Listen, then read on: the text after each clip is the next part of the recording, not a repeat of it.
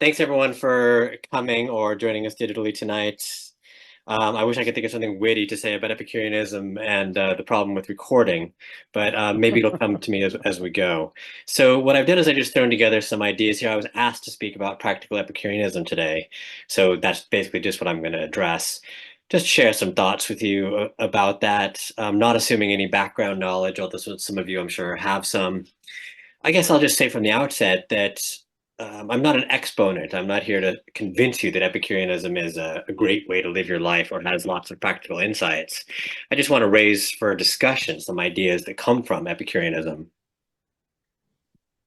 So I'm going to sort of try to make them a bit clear, but without going into too many details, and then raise some critical questions for discussion, which we can pick up in the discussion, or you can come from completely different angles, which I don't anticipate, which would be even better. So just in case you're coming from sort of zero knowledge of ancient philosophy, Epicureanism is one of what we might call the big four Athenian schools, which is to say the big four Greek philosophical schools, or basically, to put it simply, the big four schools of ancient Greek and Roman philosophy, which is Plato's Academy, Aristotle's Lyceum, the Stoa, which is the Stoics, and Epicurus's Garden. Won't say more about that. The Garden, well, Epicurus begins teaching probably about 307, 306, and it keeps going until we don't know when. Obviously, there's been renaissances, sort of reborn Epicurean movements, and one of them is just starting up again today. But it went on for, let's say, at least 500 years. So it was quite a long tradition. In terms of the major sources that I'll be talking about today, we've got, and that you might be thinking about if you want to think further about Epicureanism. We've got Epicurus himself. These dates are approximate, but reasonably accurate. So 341 to 270 BCE. So he was born sort of before Alexander the Great had his sort of extraordinary campaigns of conquest, and died in a totally changed classical world. What we have of him is a series of letters and sayings which his followers were encouraged to think about constantly, revise constantly, and even memorize. So that's what we have, what we pay most attention to. So his own words. We also have extensive survivals on papyri of his great encyclical work. We don't know how long it was. He probably went on writing it for basically his entire life, which was simply called On Nature. But that's difficult at this stage to study unless you're a specialist. And even then, it's difficult to study. That may be changing because we also have quite a lot of stuff from Philodemus, who was the resident, if not the owner, probably not the owner, of the so-called Villa of the Papyri at Herculaneum, which was buried by the eruption of Vesuvius. When it was buried, it preserved in ash or in lava, and his Philodemus's extensive Epicurean library, some of which were preserved well enough that when they began to be unearthed in the late 1700s, they could already be read.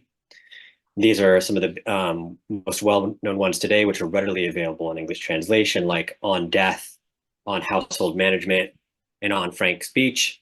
But there's more which are going to be emerging. This is a reconstruction of the villa at the old Getty Museum in Malibu, which was built on to be a replica of the villa of the papyri. And this is the reason why we're going to have more, because there's been extraordinary breakthroughs in just the last year. But this work has been ongoing for a number of years. There's a lot of funding and a lot of multidisciplinary support behind this project by the Herculaneum Society to make legible these carbonized scrolls, which we have lots of, and there are lots that still haven't been excavated, that they're just still buried in the lava there in Italy. So this is a team of scientists.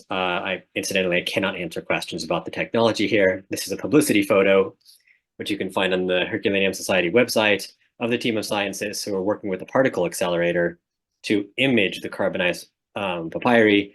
Then there are various other data scientists who are working, developing programs to use artificial intelligence to try to read the images so they can actually reconstruct the letters. And they've suddenly begun to make progress. So it's really exciting. We're mostly going to find new Epicurean texts from Herculaneum, but it's a big library, and who knows what else might be found if they go ahead and excavate the rest of the the buried library, and technology progresses and becomes more and more affordable and quick to read those scrolls. It's not going to happen overnight, but in the next couple of decades, I think it will be the greatest step forward in classical studies in quite some time, I dare to say.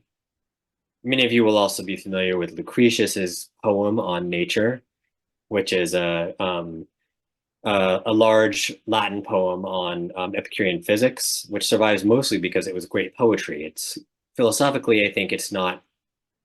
Lucretius was sort of a nobody, if I can put it so harshly, within the world of Epicurean philosophy. Survived not because he influenced other philosophers, which he by and large did not, but because he influenced other poets like Virgil. And if you want to read this poem, I would read the Penguin translation. There's lots of other good translations in the sense that they're accurate, but I think the Penguin translation is actually good poetry, which the Latin is very good poetry. And then the reason why we know that Epicureanism survived for quite some time is because we have this sort of, I want to use a colorful word like fanatic, although it's not fair, of this fellow Diogenes of Oinaonda who lived in modern day Turkey and erected this massive wall in which he inscribed many of the texts of Epicurus that we have on other sources, and lots of also original texts, which are letters between him and other Epicureans of his own time.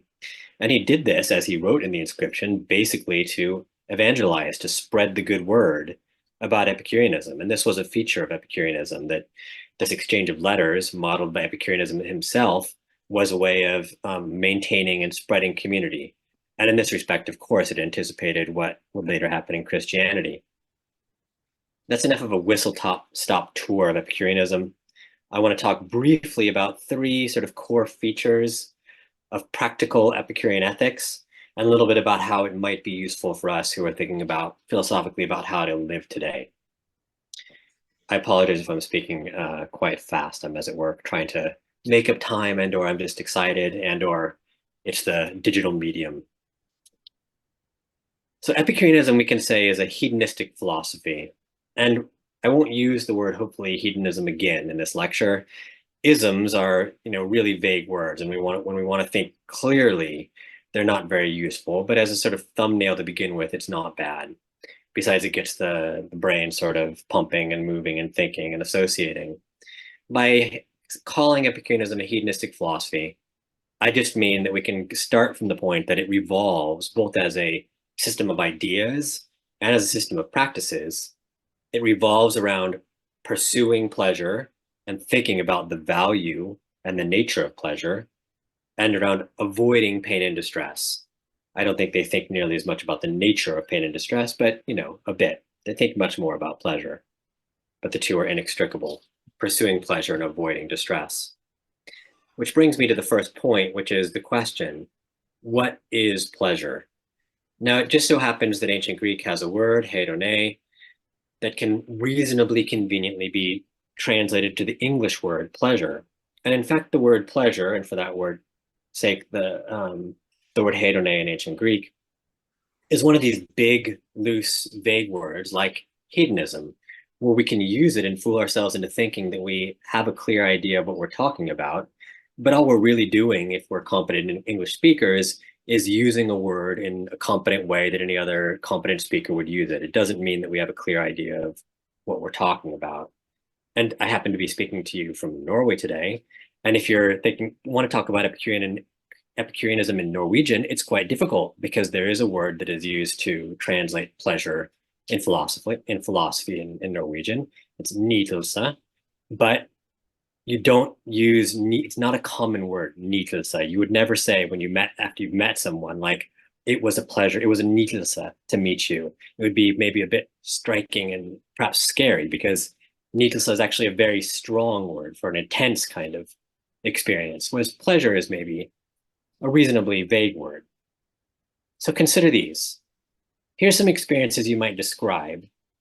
Consider the experiences you might describe with these words, all of which might fall under the banner of pleasure in English, or indeed possibly hedone in Greek. I like X.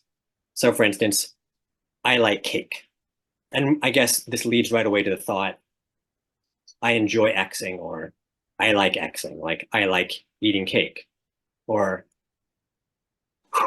calm down, I slow down, or I like eating, or I like listening to or giving philosophy lectures. I like getting excited as I give a philosophy lecture, which leads me to the next one. X turns me on. Eating cake turns me on. I, I throw this on the screen just as a point for discussion. Is this something we would describe as a pleasure? I get off on something, I'm turned on by something. You'll notice right away here that actually I'm straying from the normal curriculum of how one talks about philosophy and speaking of maybe in a reasonably idiomatic term or talking about, I don't know, I don't want to say dirty, but I guess everyday details that somehow sometimes don't get discussed when we talk about formal or ancient philosophy, as if we always want to think about, I don't know, observing ancient statues or something like that when we talk about pleasure. Or sex, which is, well, is sex straightforward? I don't think so. But let's just stick with a turn on here. Is a turn on a pleasure? I think it's definitely debatable.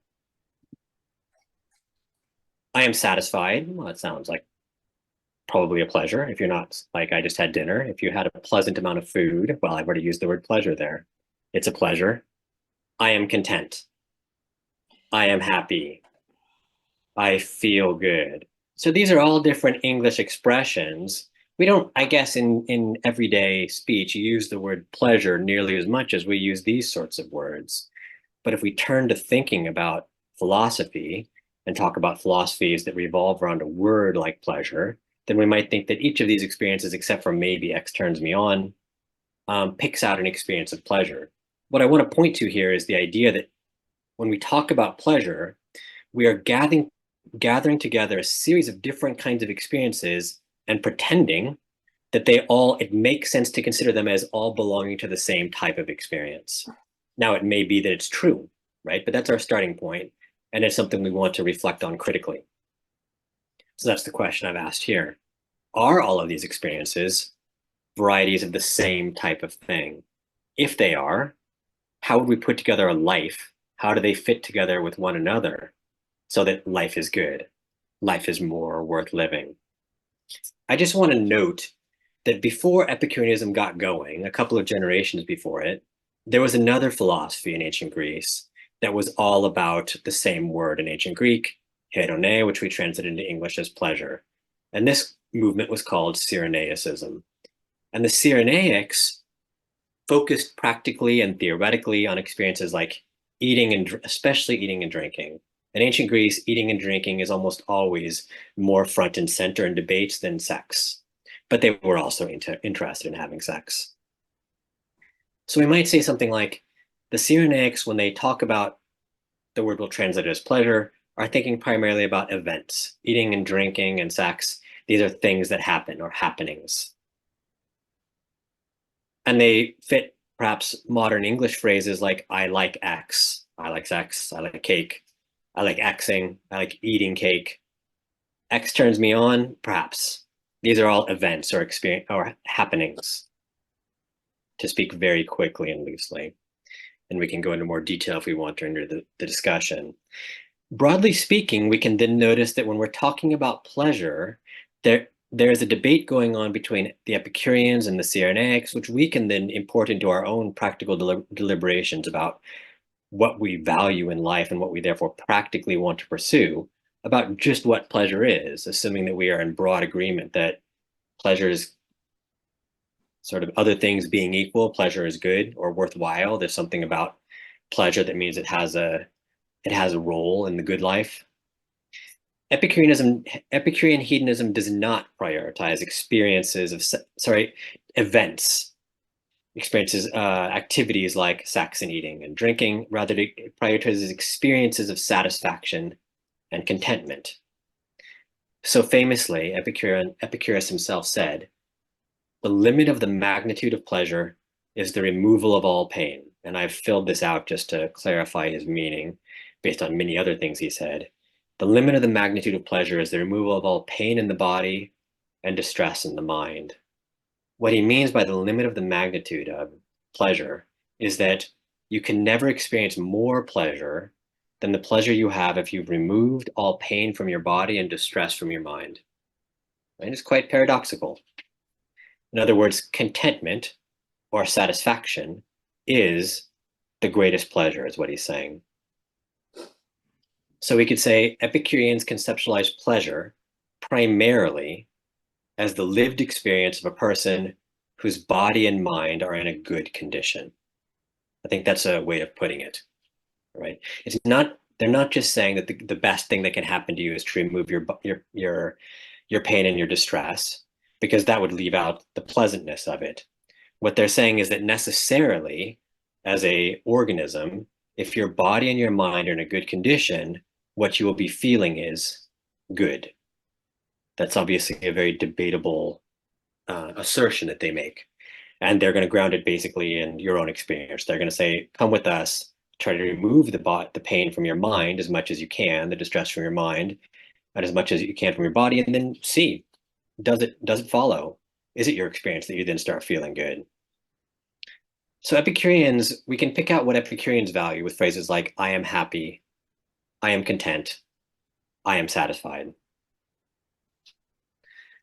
They do, of course, recognize that things like eating a cake or going for a walk, or if it's a good one, having a philosophical conversation, these happenings are also kinds of pleasures.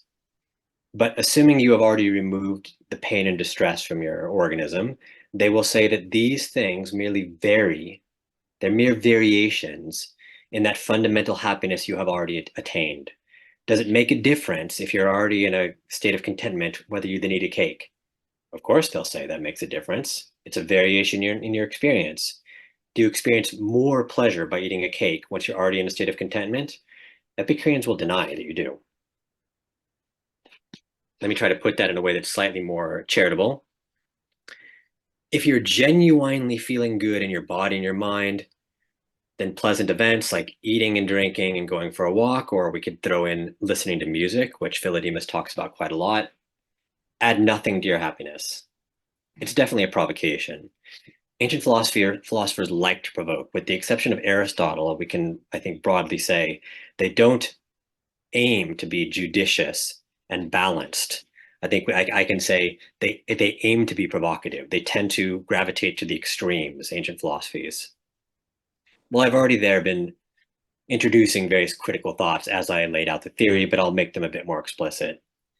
I think that it's useful as we're thinking about what we want to pursue in life to distinguish between things like things that you enjoy, like I enjoy eating. I actually love cake. I eat cake or pastry more or less every day, actually, unless there's something wrong with me, versus I am happy, states of contentment, right? To notice that pleasure is not necessarily, that when we use the word pleasure, we're not always talking about the same thing.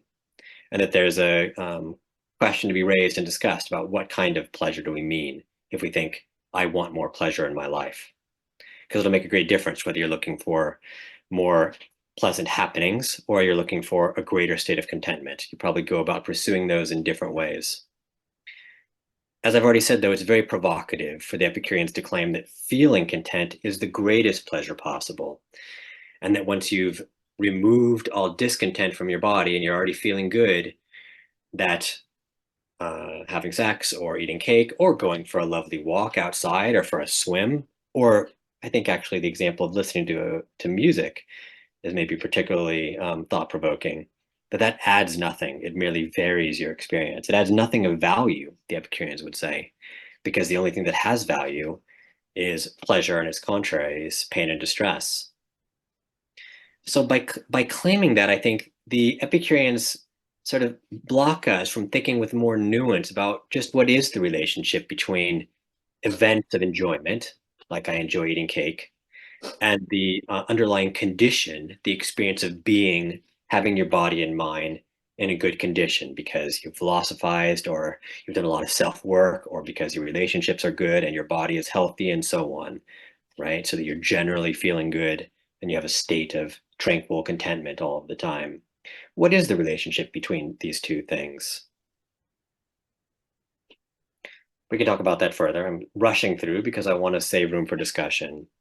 These things are going to get more, I have 3 applications and they get more and more concrete as we go. Second, then, of course, if we now have decided that what we want is happiness or contentment, then we need to go out and get it. How do we get it? Well, we have to decide which desires to fulfill. Now, Epicurean hedonism, oh, I said I would only use that word once. Epicurean philosophy will entail subordinating all our decisions whenever we ask ourselves, should I fulfill this desire, to the goal of being content or being happy, right?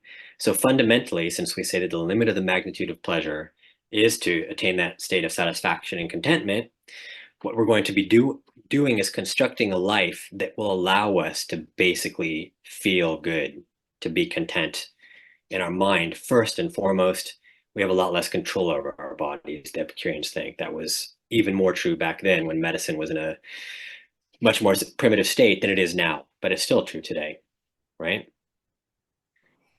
Okay. And yeah, so that's what we'll be pursuing. We won't be primarily pursuing events like eating cake. Okay. But we need a bit more practical detail, don't we? If we're talking about practical Epicureanism, how can I decide which desires I should try to satisfy? How can I decide which desires will lead me to a life in which I generally feel good? And the Epicureans give us a basic rule of thumb, a typology of desires, which I think we can discuss to see whether we find it convincing or useful. So they'll say, look, there are three kinds of desires. And whenever you are thinking, I want something, I'd like to go get a cup of coffee, or I think like to go for a walk now, or maybe I should ask this person on a date, or whatever it is that young people do today, and so on. You should apply this typology. What kind of desire is this? Some desires are necessary.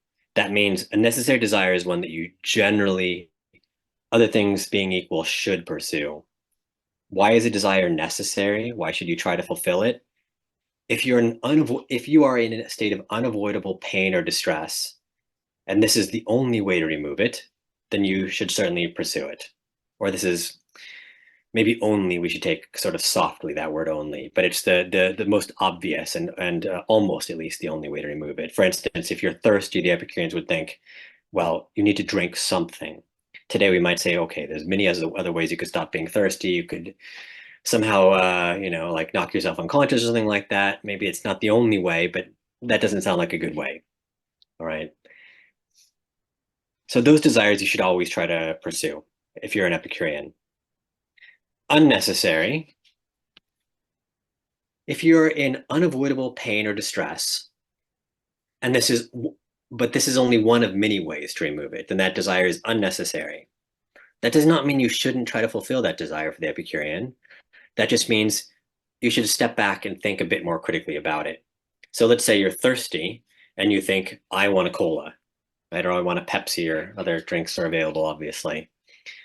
There's nothing wrong with going and getting a Coke. For most of us, most of the time in the modern world, it's something that's easily enough done. If you want a Coke and you're thirsty, should you get it if you're an Epicurean? Yes, you should, right? It's not likely to incur other pain or distress, and it's going to remove that thirst. And then on top of that, you're going to get a little variation in your pleasure insofar as you enjoy the taste. Finally, there are extravagant desires. These are situations in which you may be in some pain or distress, but that's avoidable. It's due to your own mistaken attitudes.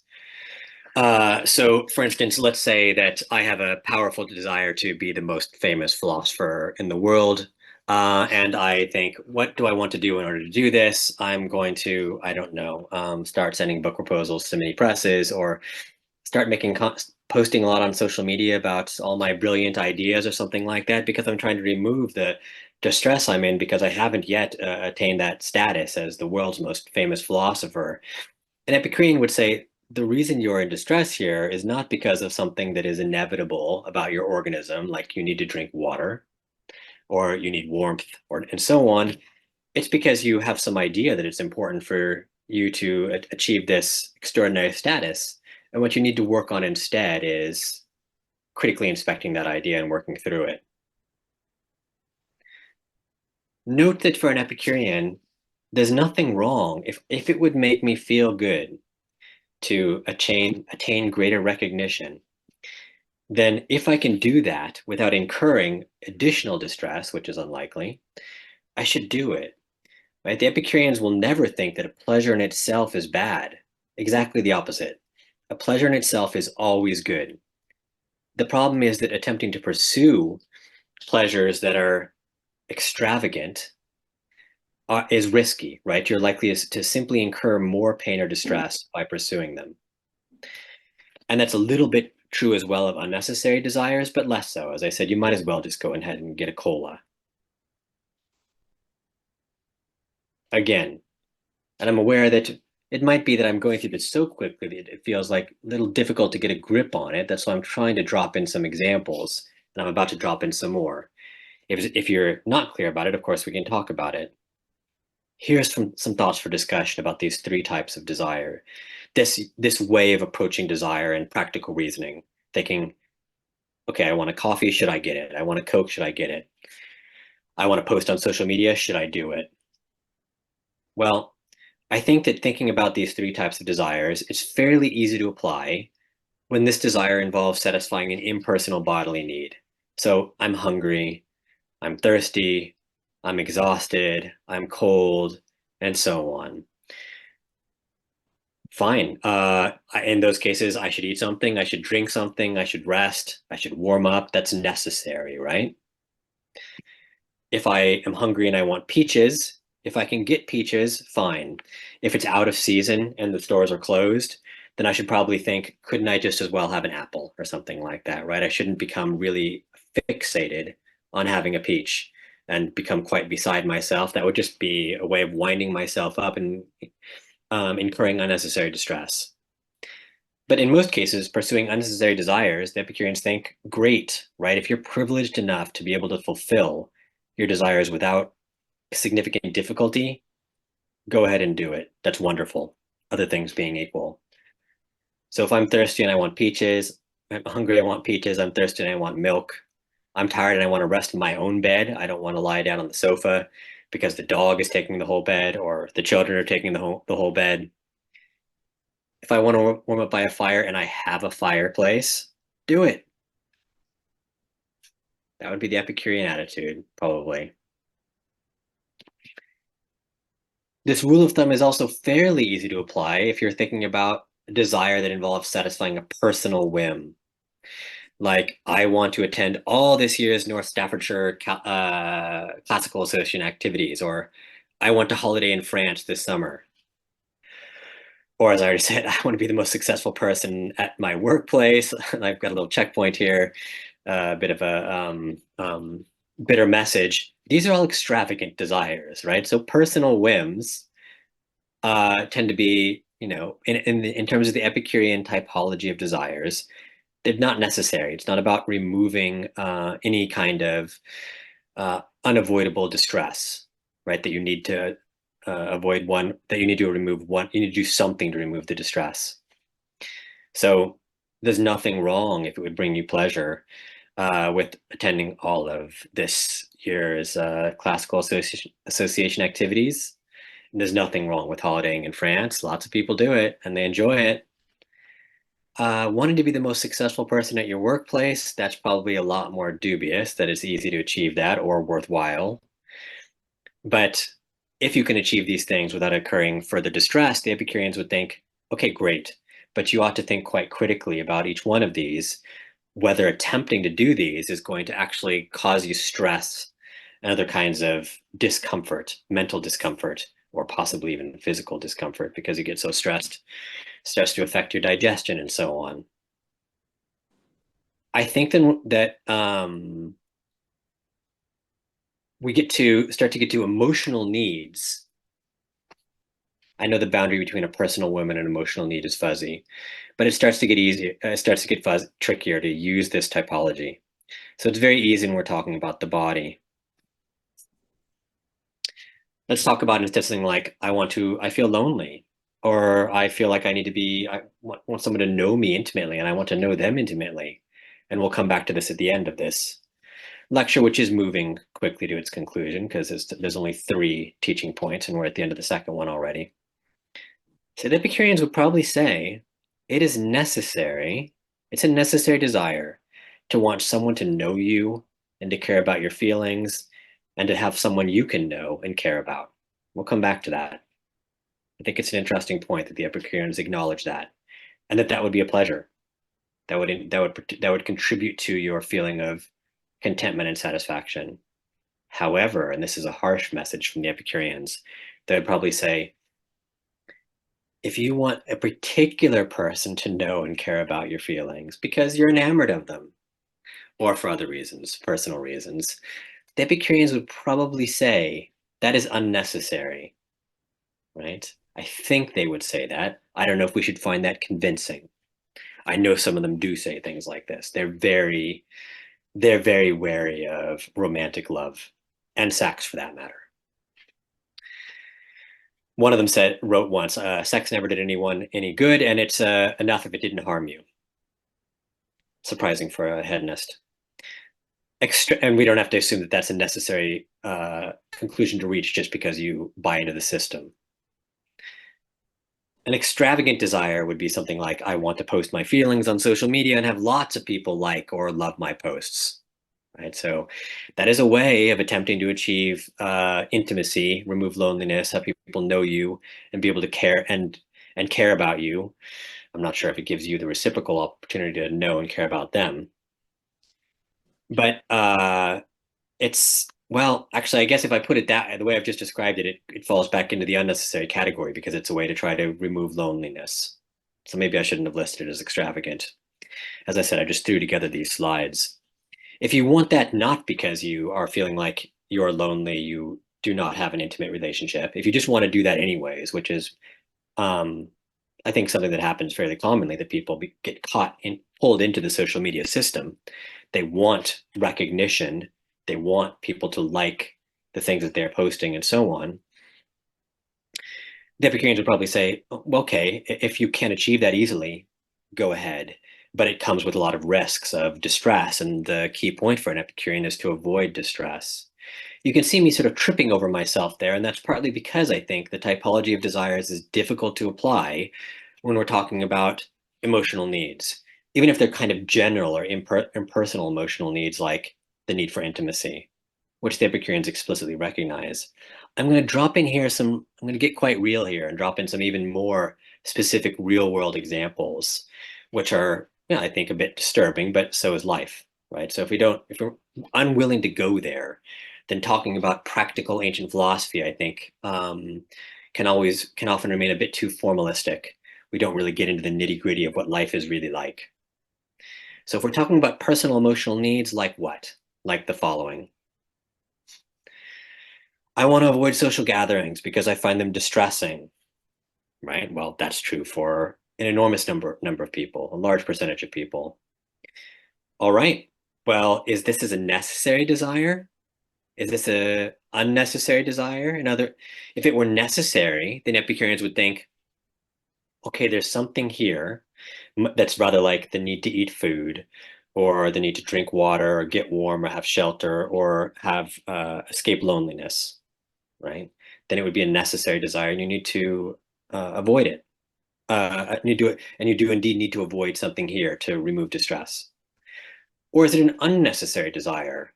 Is it the case here, for instance, that there's something that you need to avoid in order to remove the distress, but that the way you're going about it, avoiding social desires, is an unnecessary way? There's many better or other ways you could do it. It's quite difficult to say, because what is it that causes us to feel uncomfortable around other human beings? Many, many different theories about that. Or is this, I shouldn't have written dubious, I changed my terminology as I was writing this lecture. Or is it an extravagant desire, actually? I'm not sure that that actually fits, but it's just not clear. It's quite difficult because it's very personal. When we're talking about impersonal needs like eating, it's very easy to say it's necessary to have food if you're starving. When we're talking about social anxiety, suddenly it becomes very difficult to say, what kind of pain is this? And therefore, what kind of desire is it? Ooh, here's an even more real example. I want to cut contact with my parents because I find it distressing. You could add in the name of any family member or any near contact here. Is that what exactly is the distress here? Or what would be the most fundamental explanation for it that corresponds to saying hunger or thirst or cold? Because all of those are things you necessarily need to avoid. And when you want to avoid them, that's a necessary desire. You want to avoid the distress of being with people you feel intimate with whom you have a bad relationship. Is that a necessary desire in the Epicurean typology? Is there something that's bad there, but there's a better way of going about avoiding it, which would make it an unnecessary desire? Or is it an extravagant desire? Again, I don't think it's probably extravagant. I think it's either necessary or unnecessary.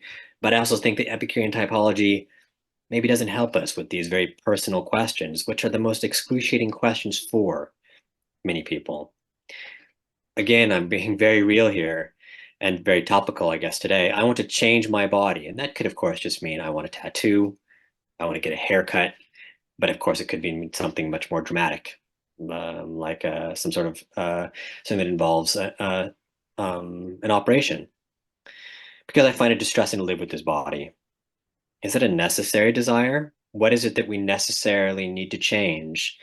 And the problem is that we can't talk here in general terms. We need to talk about the unique individual in order to decide whether it's necessary.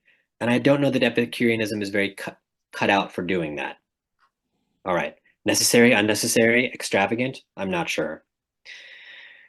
So, I mean, I hope it's clear that what I'm not doing here is trying to stake out positions about things like bodily alteration or relationships with parents or children or loved ones, or whatever the example was I'd written on the previous page, social anxiety. What I'm doing here is trying to introduce for your consideration how difficult it is to use a generalizing philosophy like this, three types of desires, when it comes to the most excruciatingly personal questions, which are precisely the things where distress and contentment are most at issue for many of us. That brings me to my final topic, and then I'll wrap up.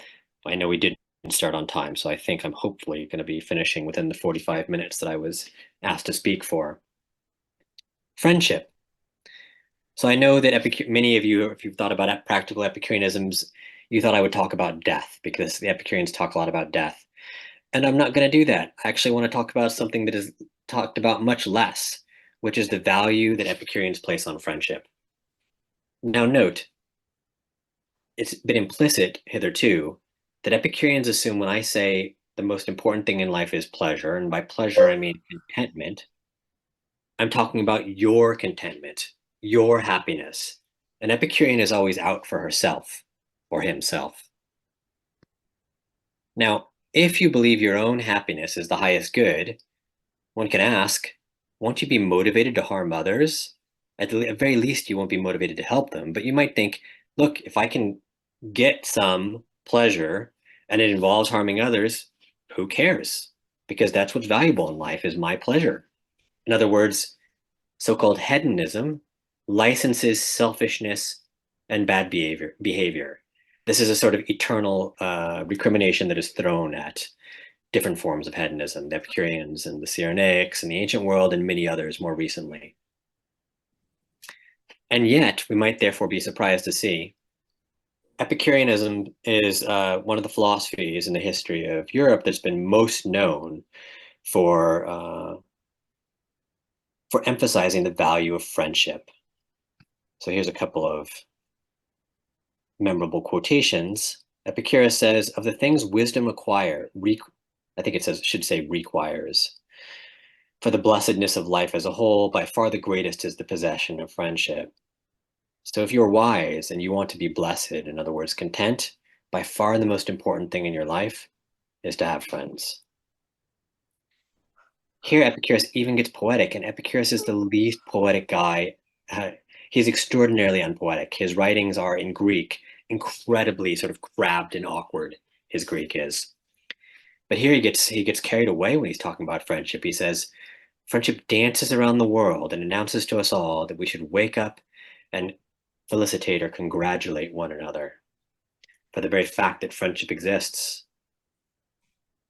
But think back to what I just said a moment ago. Epicureans tell you that what's valuable is pleasure, which means happiness, which means your happiness. So where can friendship fit here? You might think to be a friend, to be a good friend means you must be willing to endure distress and pain for your friend. Otherwise, you're not a good friend. But if you're an Epicurean, whenever you want to make a decision, you go back to those three types of desires. You always think, Is this going to be a good way to achieve pleasure? Am I likely to incur unnecessary distress or pain? Well, if you're asked by your friend says, I'm really sick. Can you go around to my house and take care of my cats an hour a day for the next 6 weeks while I'm going to be sick? That's going to be a pain because, you work a long day and you want to go home and have a nice dinner, have a beer, and watch TV for an hour before you got to get up and do the same again. You don't want to spend an hour driving to your friend's house and taking care of your cats. It sounds like really real, doesn't it? This is not a real example that I've experienced, but it became quite vivid in my imagination. Um, well, then you might think an Epicurean probably shouldn't have friends, right? Because to be a friend means that otherwise you're not a good friend. Maybe you're not, it wouldn't even be fair to say you're a friend at all. Here's another criticism, and we'll see how the Epicureans reply to these. Again, to be a real friend, you have to care for your friend for her own sake. That's what friendship means. It's not that I'm not your friend if I care for you for my sake, right? I go around and I attach people to myself as part of my entourage because I think they'll make me look better when I'm out in public. Those people are not my friends. Those people are followers, and they're probably following me because they think it makes them look better to be around me. But Epicureans are supposed to refer all their decisions to the typology of desires, thinking about what kind of desire should I fulfill, because what kind of pleasure will it get for me, and what risk of distress will it cause for me? Well, then, either as an Epicurean, I should avoid friendship because it would require me to care about someone for her own sake, or else you could say, I'm not really her friend, or at least I'm a very bad friend because I'm always actually just in it for myself. And the Epicureans are aware of these objections because their opponents were saying these things in the ancient world, things like this at least. So the Epicurean response comes in three parts, and then I'll stop talking. One, enduring distress for your friends is prudent. In other words, is wise. Why? Because you need friends to establish that basic feeling of safety that will enable you to enjoy life. In other words, to be content, to be satisfied.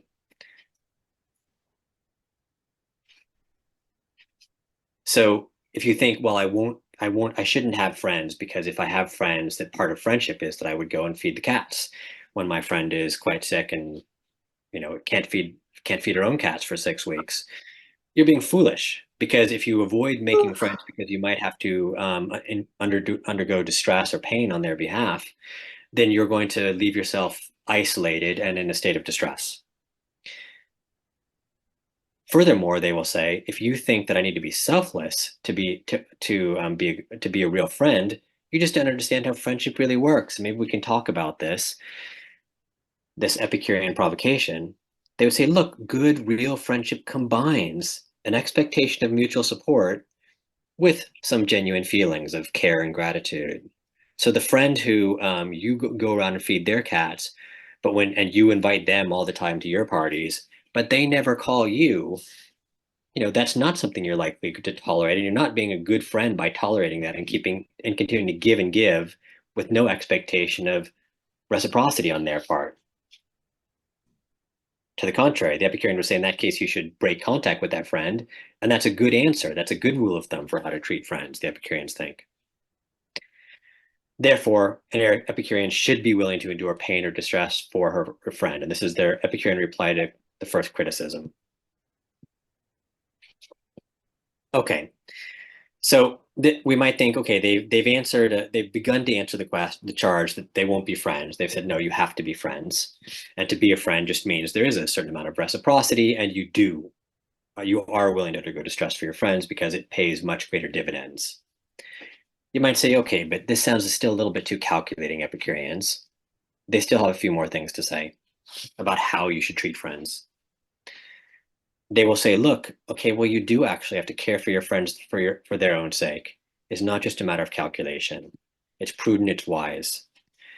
And here's how Cicero has an Epicurean in one of his dialogues put it. Without friendship, we are quite unable to secure a joy in life which is steady and lasting. Nor can we preserve friendship itself unless we love our friends as much as ourselves. Therefore, we rejoice in our friends' joy as in our own, and are equally pained by their distress. All right. So they start with the point that the last argument ended. Look, life is not content and satisfied unless you have friends. But to have a friend means that you love them like yourself. The friend really becomes an extension of yourself. And when the friend becomes an extension of yourself or a part of yourself, and you are a part of them, then you rejoice in her joy and you share her pain. And that's just how friendship works. Some Epicureans explain this psychologically, and they put this quite clearly. They say, when advancing familiarity has produced intimacy, affection blossoms to such an extent that friends come to be loved just for their own sake, even if no advantage accrues from the relationship. And this is from the same text by Cicero. There should be a quotation, an end quotation mark at the end and a full stop there. In other words, they say, look, you do make a friend because you think I need friends to avoid distress. But then the way psychology works is that without intending to, you start to care about your friend for her own sake, care about her pain just like your own, and care about her joy just like your own. That's just the way it works. So although you don't set out intending to care about your friend for her own sake, psychology takes over automatically, and that's just what happens. I think the Epicureans have a fairly good position here. I'll have a couple bullet points about this in 2 seconds, then we'll stop and discuss.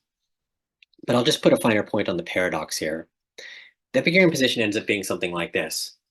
It's by focusing clearly and consistently on your own happiness that you will come to be the best and most authentic friend to others. In other words, they begin from the attack on them by their opponents who say you can't be a good friend or a real friend if what you most care about is your own happiness. And they say, no, it's because the only thing I care about is my own happiness that I come to actually be a good and authentic friend and to care for others. So they try to sort of have their cake and eat it too.